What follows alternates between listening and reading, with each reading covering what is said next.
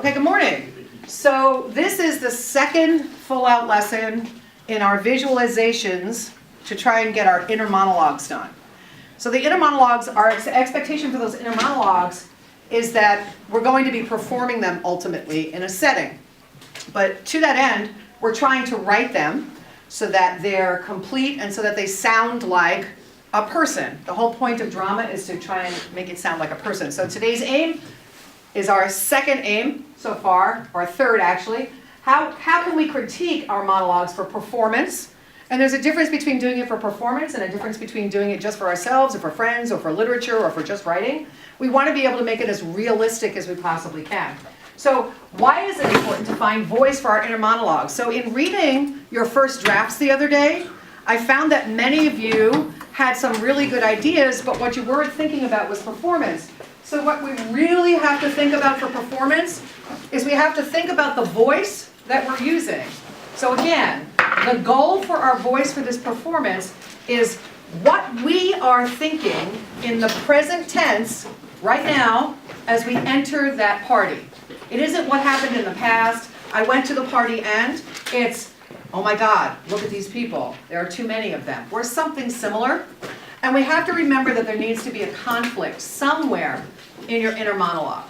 And it can be any one of the kinds of conflicts that we've already discussed and for which I'll give you a sheet, right? It can be any one of the man versus man versus nature, man versus self, man versus supernature, or man versus society. Can anybody think of what conflict might be the best conflict to use if we're using an inner voice? What's going on in somebody's head? What do you think is the best kind of conflict to use? Say it loud.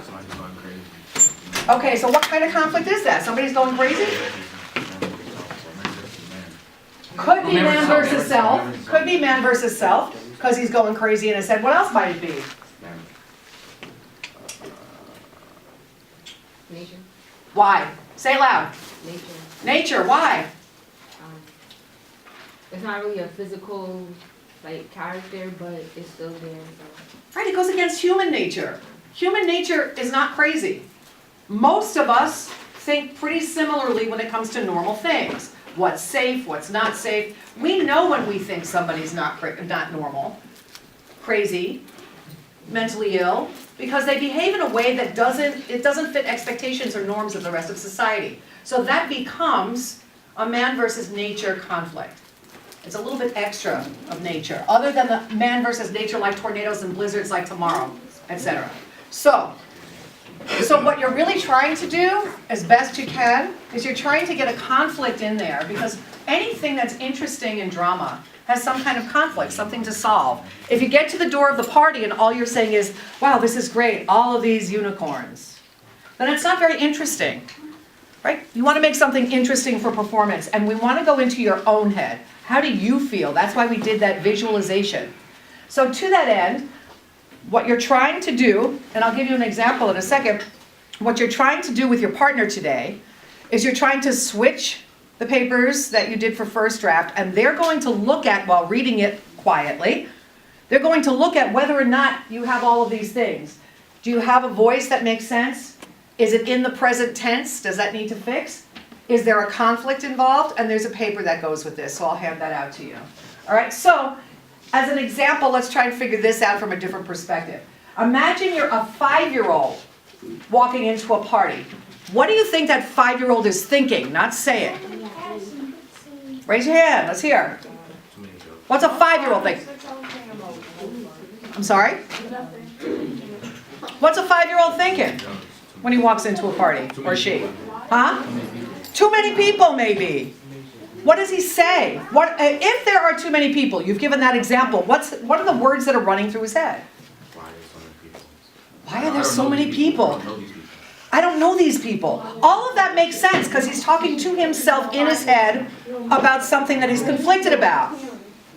Okay, so to recap. Shh, please be quiet. Still filming? Still filming? So please be quiet for a minute before I give you the assignment, which I'll give to you and you'll sign out of the book again. You know, we're trying to critique each other's monologue. We're trying to find a voice for our own monologues for performance. And don't forget, the ultimate goal of this exhibition project is to perform your monologue on a stage with other people. That's what's happening. Yeah, it's an acting class, I know. What? Yes, it's an acting class, that's what you gotta do. So, we know what a monologue is, right? What's a monologue? Script written for what? Awesome. Script written for? A movie, a play. Close, but no. Mono. What does mono mean? One person. One person, that's right. A script written for one person. We know what conflicts are, right? Struggles and tension. An inner monologue is one that we have in our own head. Our own thoughts. One person's own thoughts that we're turning into a script by writing that monologue. We understand what voice is and tense. A soliloquy is another word, and this is a big vocabulary word. A soliloquy is another word for a performance on stage by one character, and it's his thoughts or her thoughts in their head. They're saying them out loud. So frequently Shakespeare has a character go to the front of the stage and speak his thoughts out loud so that the audience understands what's going on in his head. You can't know what a character is thinking if they're not actually saying it. And that's what a soliloquy is. Are there any questions about what this assignment needs to do? No.